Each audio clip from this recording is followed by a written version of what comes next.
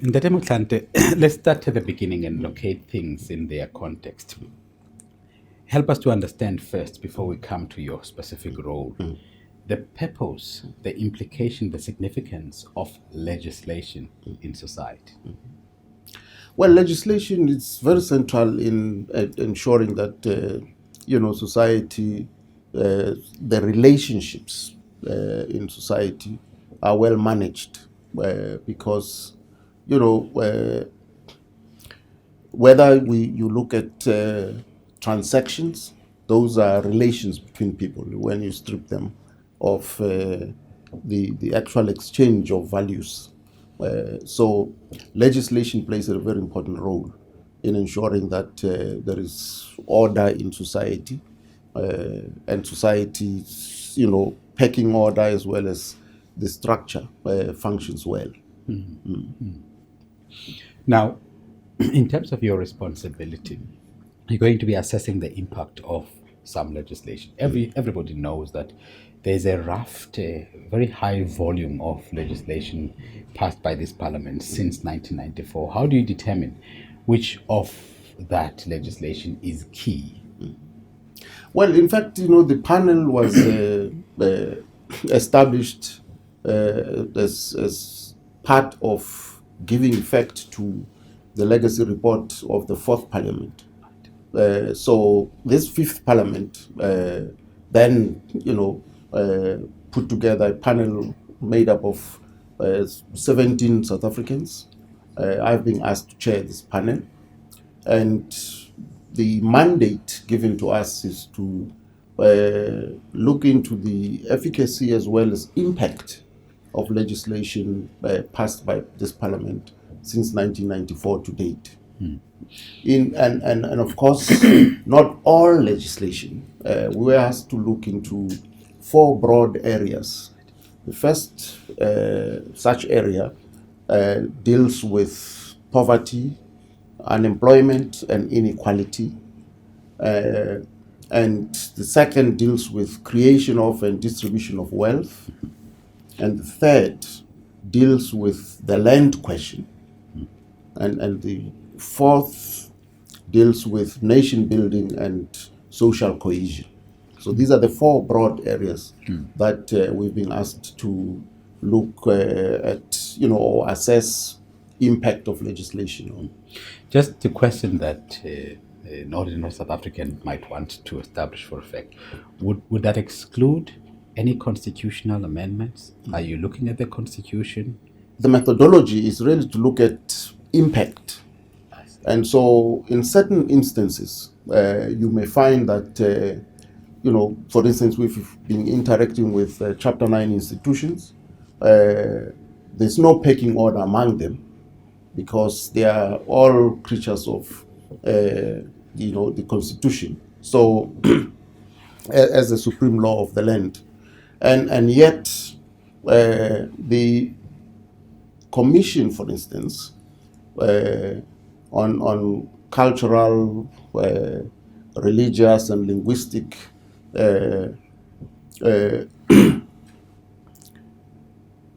may approve of certain practices which are seen by the Commission on Gender Equality as unconstitutional. Because they are coming at it from a cultural point of view, with emphasis on indigenous practices, cultural practices. But the Commission on Gender Equality may say, no, this is unconstitutional.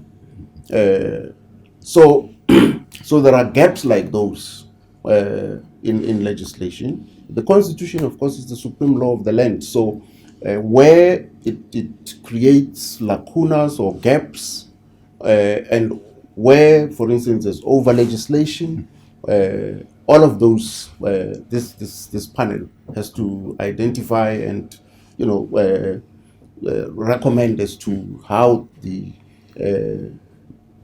weaknesses can be remedied. Well, it's a profound innovation, political innovation. Do you know if there's any international precedent? No, in fact, in our interaction with the UNDP, they've indicated that they have very specific interest in the work of this panel because they know of no other example anywhere in the world, and therefore they feel that if it is handled correctly, the end product may be something they would like to replicate elsewhere in the world.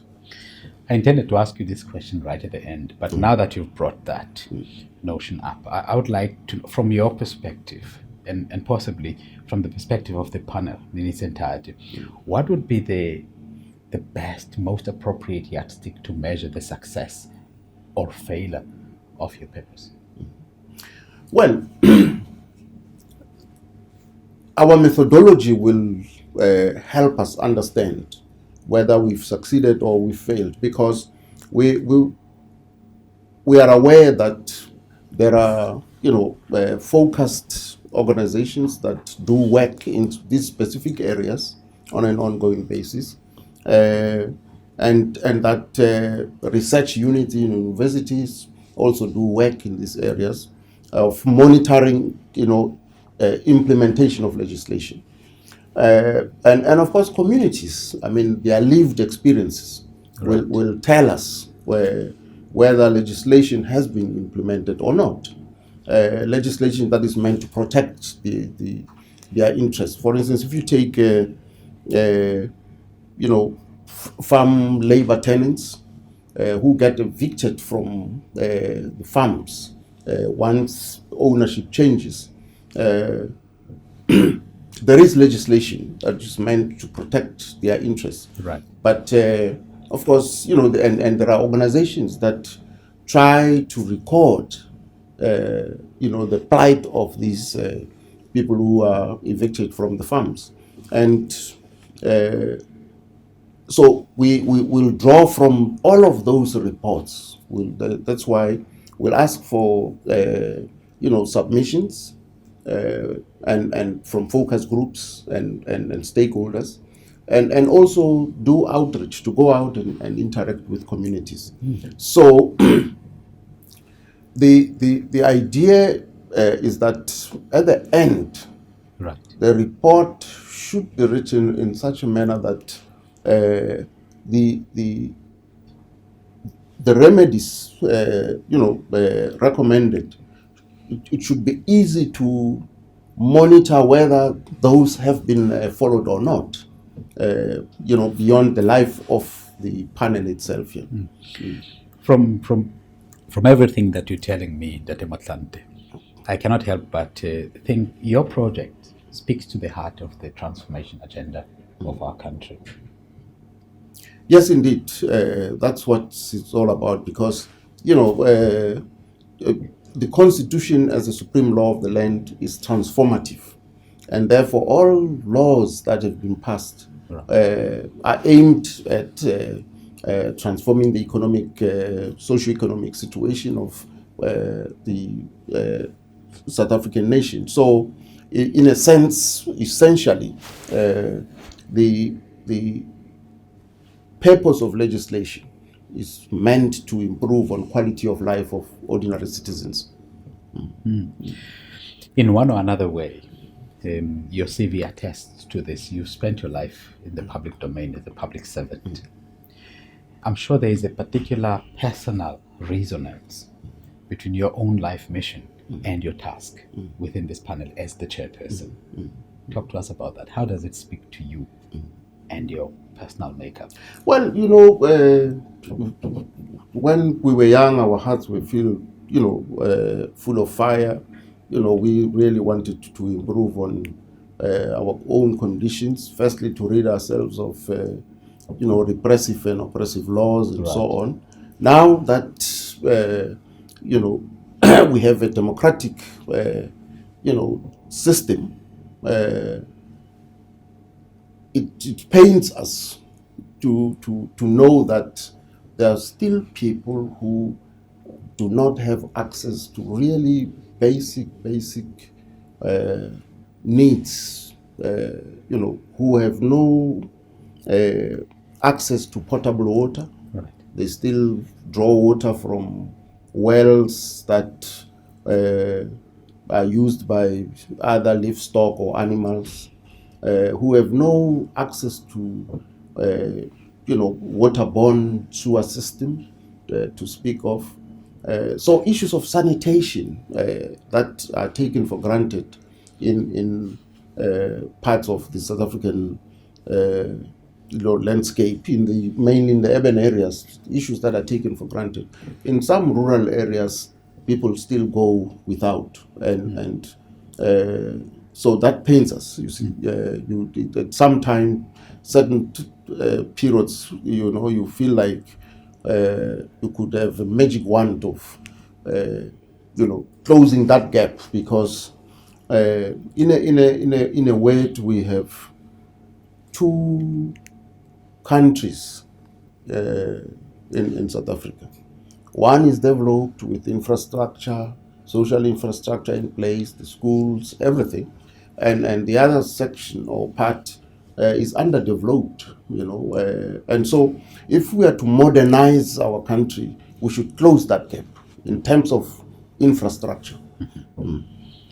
And the work of this panel speaks to that, among other Yes, things. yes. Essentially, the gaps will show that much as we've been churning out and promulgating these laws, very little progress has been made in terms of the real quality of life of ordinary people. Yeah.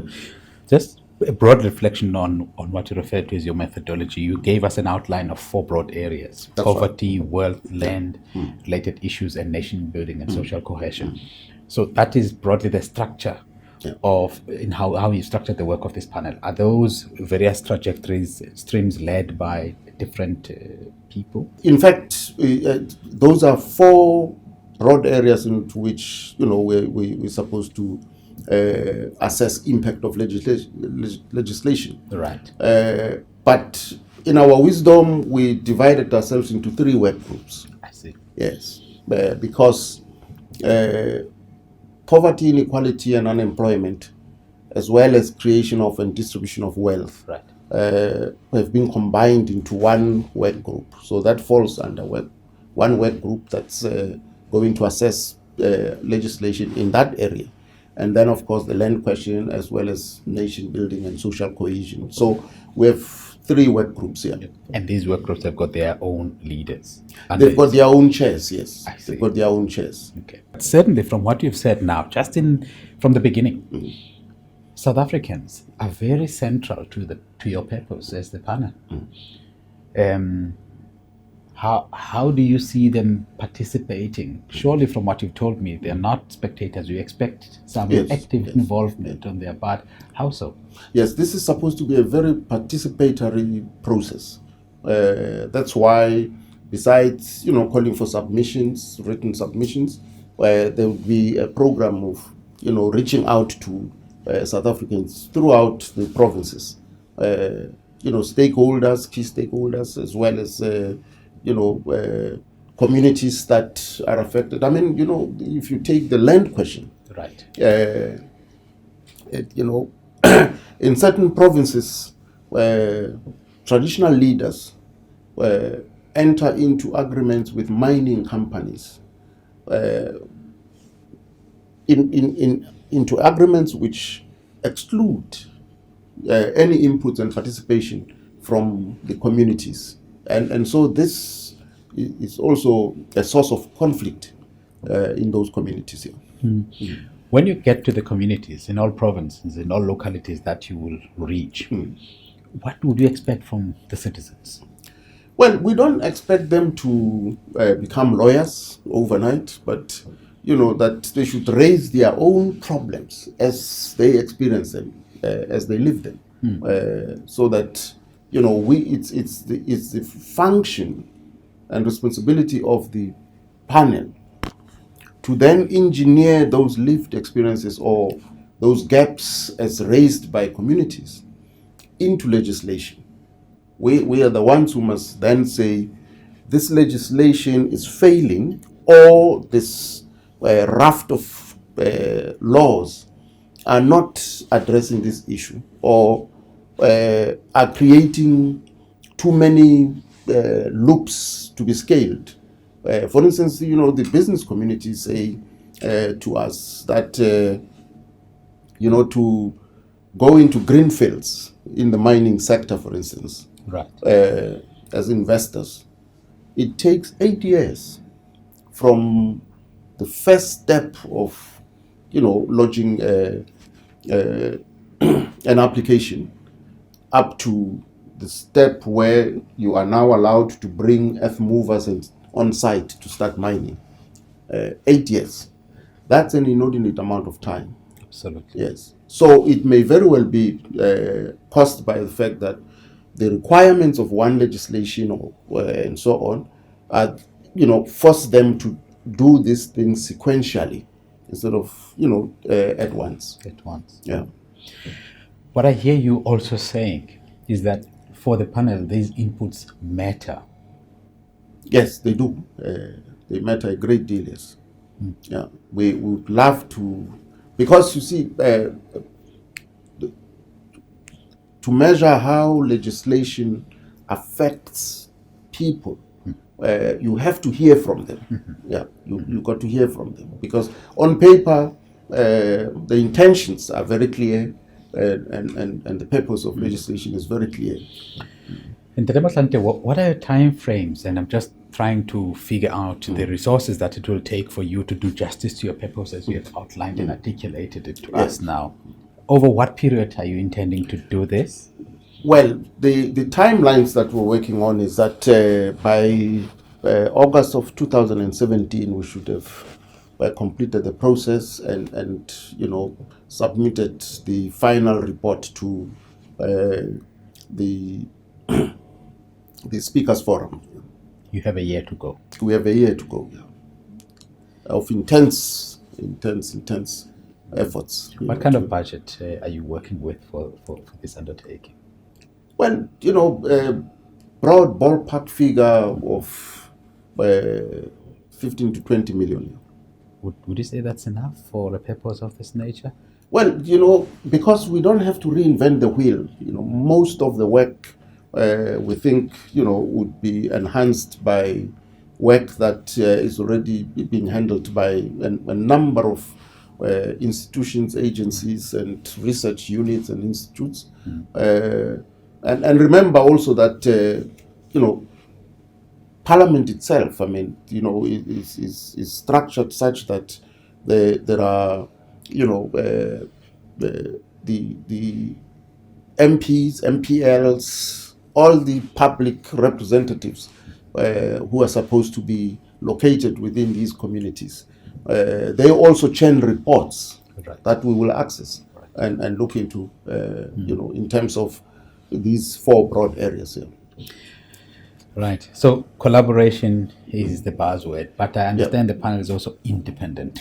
The panel is independent, yes. Can you explain that notion to us? The panel is independent because it is not a committee of Parliament. It's been, as I said, a part of the legacy report of the fourth Parliament. Right. Directed this fifth Parliament to pause and assess, efficacy and impact of legislation passed since 1994. So that's why this panel would be independent. If, for instance, from the interactions and everything else, we come to a view that parliamentarians aren't doing their work, that would come out through the report. Yeah. Wow. We're working on an African and international benchmark here. Yeah. I'm just you mentioned about what you'd like to see happen to your report. I'm just trying to think how do we export this now? I'm just thinking, is there a way, after you submit your report, does the panel just pick up and fold up and call it a day? What happens? Because From what you're telling me, this is not an event. Yes. No, It it's speaks not. to, like you said, the transformative agenda of the country. What do you see happen beyond August 2017? Well, once the report has been submitted to the Speakers Forum, as I said, UNDP is very keen to have, to lay their hands on it as well. And of course, it has to be written in a manner that would ensure that, the legislators don't only pass laws, but also play the effective role of oversight in terms of execution, so that when the executive implements the Parliament, exercises that oversight responsibility. Yeah, so that these laws should not just be, for archival value, but they should be impacting and having an effect on the quality of life of South Africans. Dr. Motlanthe, thank you very much. Thank you. It's a big ask. It's a big assignment. It is, couldn't be yes. in better hands. It is. Thank you. That is my view. Yeah. Thank you so much for your time. Thank you, sir. There you have it. The chairperson of the panel, Dr. Kgalema Motlanthe, former President of the Republic, former Deputy President of the Republic. We thank you, sir, for your time. Thank you very much.